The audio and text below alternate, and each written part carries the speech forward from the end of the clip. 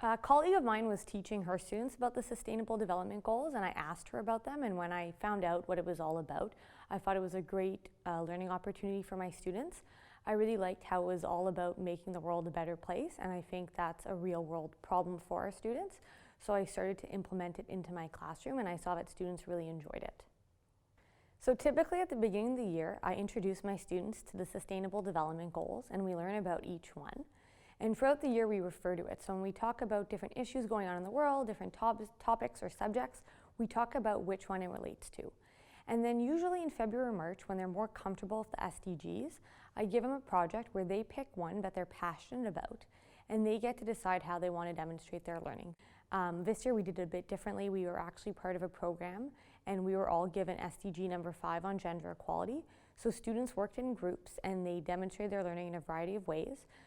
Some students did a whole social media campaign where they created GIFs and videos and images on gender equality. I had a group make a Minecraft world on a gender equal school.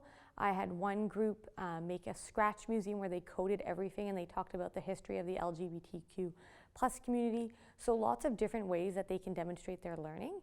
Depending on the SDG, there's a lot of curriculum expectations in both the science and the geography curriculum that link together that students will make connections of. And they'll often say, hey, we learned this in science, or hey, we learned this in geography.